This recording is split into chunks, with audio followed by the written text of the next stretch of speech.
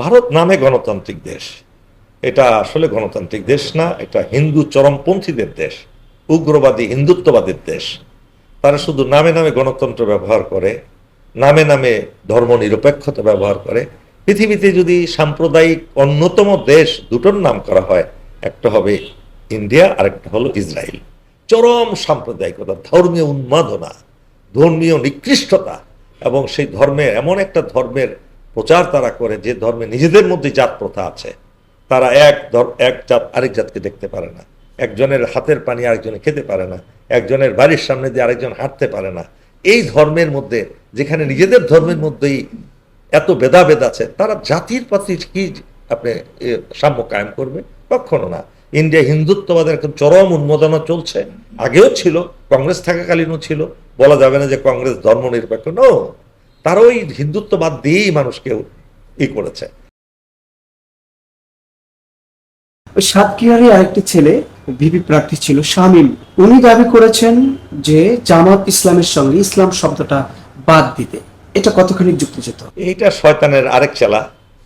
জামাত ইসলামী যে যে এই পার্টিটার জন্মই হয়েছে, তাদের কাজই হলো আল্লাহর দুনিয়ায় আল্লাহর দিনকে বাস্তবায়ন করার একটা যে নির্দেশ আল্লাহ দিয়েছেন, হ্যাঁ, সেই নির্দেশের আলোকে জামাত ইসলামী গঠিত হয়েছে। জামাত ইসলামে কোনো ব্যক্তি স্থান নাই, এখানে ব্যক্তি কোনো প্রাধান্য পায় না, এখানে কেউ বংশগত কোনো প্রাধান্য নেই। এই ওই এই দলের টপ টু বটম তারা কোনো ব্যক্তির স্বার্থ নিয়ে কাজ করে না। তারা পরীক্ষিত সত্য যে তারা দেশের জন্য, জাতির জন্য তারা আল্লাহর নির্দেশ অনুযায়ী সৎ কাজের আদেশ দেয়, নিজে সৎ কাজ করে এবং মানুষকে খারাপ কাজ থেকে বিরত রাখার নির্দেশ দেয়। সে যদি এই কথা বলে, সে কে তাকে দেখতে হবে, তার নামের থেকেও ইসলামটা বাদ দিতে হবে। তার নামটা কি বললেন? শামীমুল ইসলাম অথবা শামীম, এরকম আছে না? এই তার নাম থেকেও সে যদি ইসলাম আল্লাহর পথে না চলে, তাহলে যদি আমি বলি যে তার নাম থেকেও ইসলামের শব্দগুলো বাদ দিতে হবে, সে যদি আল্লাহর গোলাম না হয়, আল্লাহর পথে না চলে, তাহলে এরকম শেষ নাই তো তারে। বাংলাদেশে লক্ষ লক্ষ কোটি কোটি শয়তান, তাদের সবার নাম থেকে ইসলাম বাদ দিতে হবে। একটা ঘটনাকে কেন্দ্র করে এত বড় একটা দলের বিরুদ্ধে কথা বলা, তার এটা হীনমন্যতা, তার চরম দৃষ্টতা, এটা সঠিক নয়। ভারতের ছাত্র আন্দোলন সফল হয়েছে, আন্দোলনের মুখে সেখানকার শিক্ষামন্ত্রী পদত্যাগ করেছে। প্রশ্ন হচ্ছে, ভারতের গণতন্ত্র চর্চা কে আপনি কিভাবে দেখছেন? ভারত নামে গণতান্ত্রিক দেশ, এটা আসলে গণতান্ত্রিক দেশ না, এটা হিন্দু চরমপন্থীদের দেশ, উগ্রবাদী হিন্দুত্ববাদের দেশ। তারা শুধু নামে নামে গণতন্ত্র ব্যবহার করে, নামে নামে ধর্মনিরপেক্ষতা ব্যবহার করে। পৃথিবীতে যদি সাম্প্রদায়িক অন্যতম দেশ দুটোর নাম করা হয়, একটা হবে ইন্ডিয়া আর একটা হলো ইসরায়েল।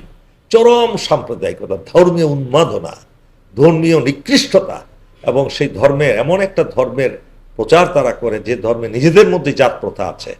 তারা এক জাত আরেক জাতকে দেখতে পারে না, একজনের হাতের পানি আরেকজনে খেতে পারে না, একজনের বাড়ির সামনে দিয়ে আরেকজন হাঁটতে পারে না।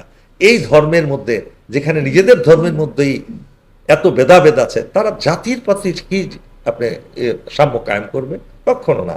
ইন্ডিয়া হিন্দুত্ববাদের এখন চরম উন্মোদনা চলছে, আগেও ছিল, কংগ্রেস থাকাকালীনও ছিল।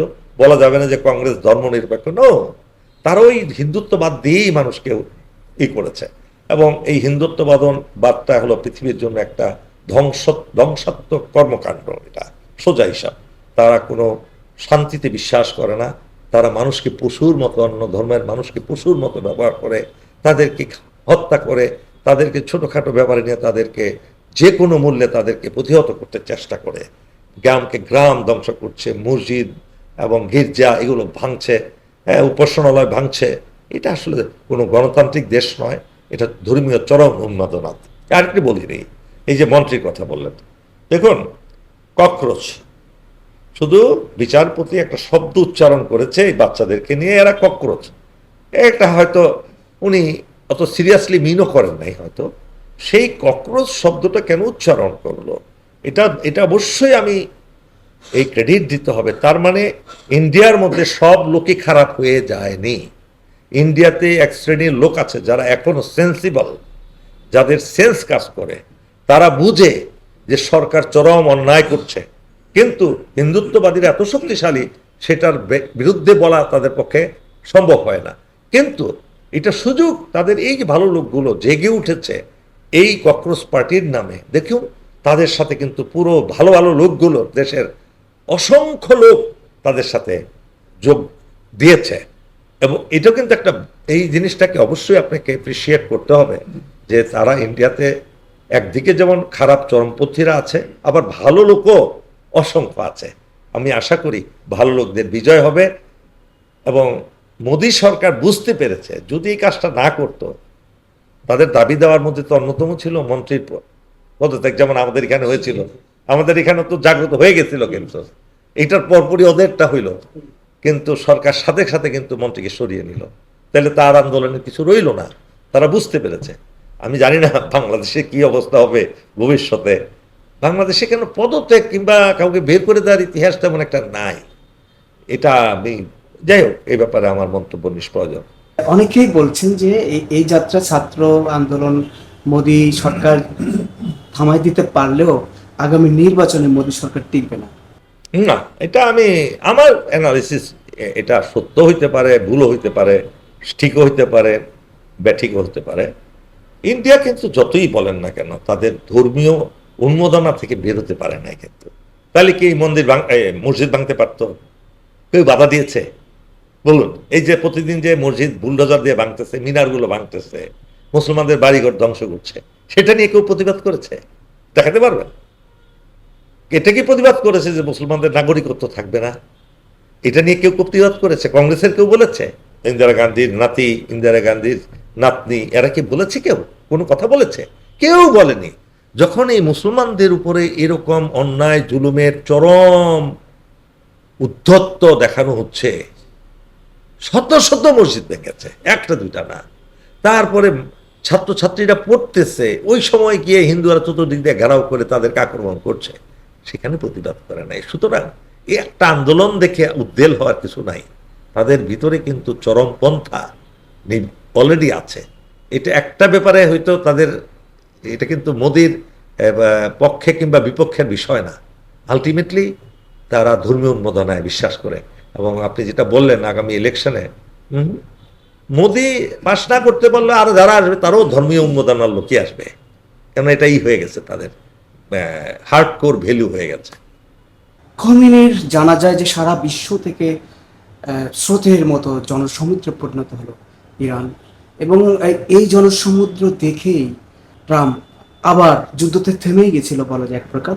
ট্রাম্প আবার যুদ্ধ শুরু করেছে। প্রশ্ন হচ্ছে যে ইরান আমেরিকার যুদ্ধ শেষ পরিণতি কোন দিকে যাচ্ছে বলে? এখানেও একই কথা আসে ইন্ডিয়ার। ইন্ডিয়া যেমন চরম ইসলাম বিরোধী, ঠিক ট্রাম্প এবং ইসরায়েল, এই দুটো দেশ হলো আষ্টে পৃষ্ঠে জড়িত। আপনি এখানে ইন্ডিয়াকে নিয়ে আসতে পারেন। ইন্ডিয়াও কিন্তু ইসরায়েলের সাথে best relationship in the world.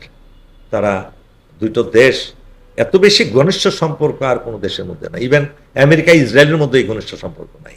এটা আমার মতামত আর কি। তো এক্ষেত্রে ইসরায়েল নামক রাষ্ট্র কিন্তু একদিনও টিকত না যদি আমেরিকা সমর্থন না দিত, ইন্ডিয়া যদি সমর্থন না দিত। এখন যে যুদ্ধটা হয়েছে এটা জনসমাগম দেখেও নয়, অন্য কিছু নয়।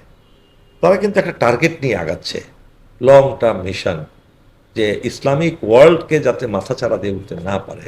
এবং তারা ইরানকে টার্গেট করে না, টার্গেট করেছে কিন্তু এটা এই মিডল ইস্টের অন্যান্য দেশগুলোকে, অন্যান্য দেশগুলোর সাথে, অন্যান্য দেশগুলোকে তারা বুঝতেছে না যে America is not their friend. এই যে ঘাঁটিগুলো তাদের দেশে বসাইছে কি জন্য? ইরানকে, ইরানের থেকে আক্রমণ থেকে প্রতিহত হওয়ার। এটি তো বুঝাইছে আমেরিকা তাদেরকে, নাকি? কিন্তু ইরান তো কখনোই যেমন এই সকল দেশ দখল করতো না, ইতিহাস নাই, করেও নাই। এই যে এইখানে কনফ্লিক্ট অফ ইন্টারেস্ট কি? সেটা হলো এরা একটা ধোঁয়া তুলছে সুন্নি এবং শিয়া। এটা দিয়ে অলরেডি মিডল ইস্টের কান্ট্রিগুলো কনভিন্স যে না, শিয়াদেরকে আমরা কখনো প্যাট্রোনাইজ করবো না, তাদেরকে আমরা উপরে উঠতে দেব না। আর শিয়ারা কিন্তু এরকম কথা বলে নাই কখনো। আর যাই বলে না বলে, আমি শুনি নাই, আপনি শুনছেন কিনা, আপনারা শুনছেন কিনা, এটা কিন্তু তাদের মুখ থেকে কখনো শোনা যায় না। বরঞ্চ একটা ঐতিহাসিক সভ্যতা তারা গড়ে তুলছে এবং ইসলামিক কালচার, আপনি তারা যেগুলো অনুসরণ করে, আমরা সুন্নি যারা বলি তারা কিন্তু তাদের ধারে কাছেও নাই। তারা ইসরায়েলের সাথে যেভাবে ব্যবহার করে ইসরায়েলকে যে একটা অবৈধ রাষ্ট্র বলে, এই যে প্যালেস্টাইনের অস্তিত্বকে নষ্ট করে দিয়ে ইসরায়েল রাষ্ট্র প্রতিষ্ঠার বিরুদ্ধে মিডল ইস্টের কোনো দেশ কিন্তু একটা প্রতিবাদ করে নাই। It is Iran. এবং এই ইরানকে আর কোনোদিন যাতে মিডল ইস্টের মধ্যে শান্তি প্রতিষ্ঠিত না হয়, আমেরিকা সেই জিনিসগুলো করছে। কেননা সে ইরানকে আক্রমণ করলে এটা তারা জানে যে ওই দেশগুলোতে তাদের ঘাঁটিতে ইরান আক্রমণ করবে। মাইন্ড ইউ, আমেরিকা যদি ইরানে আক্রমণ করে, এর বদলা নেওয়ার জন্য ইরান কি করছে, মিডল ইস্টের সব দেশের ঘাঁটি তারা আক্রমণ করছে। তার মানে এই যে তাদের যুদ্ধের মধ্যে নিয়োগ করা, যুদ্ধের মধ্যে তারা লাগিয়ে রাখা, এটা একটা কৌশল। কৌশল করে আস্তে আস্তে মুসলিম দেশগুলোকে দুর্বল করবে তারা। এটা আমার চিন্তা থেকে আমি বলছি। আমি জানি না, আল্লাহ রাব্বুল আলামিন ভালো জানেন, বাট আমার মনে হয় এই জিনিসগুলো মুসলিম দেশগুলো যতক্ষণ পর্যন্ত না বুঝবে, তাদের তাদের যে শক্তিমত্তা এটা আরো কমতে থাকবে। বিশেষ করে এরপরে তুরস্ককেও দেবে তার কি, হ্যাঁ, তাদেরকে ধরার আমেরিকার বলয় থেকে কিন্তু কোনো মুসলিম রাষ্ট্রই প্রকৃত অর্থে, সত্যিকার অর্থে নিরাপদ না। বিশ্বযুদ্ধ, এটা ট্রাম্পের মতো লোক যদি যেভাবে সিদ্ধান্ত নেয়, এই ধরনের, সে কিন্তু হঠাৎ করে সিদ্ধান্ত নিয়ে ফেলে নিজে, এবং তাকে বিরোধিতা করার মতো কেউ নাই। উড়িয়ে দেওয়া যায় না, যদি আল্লাহ না করুক।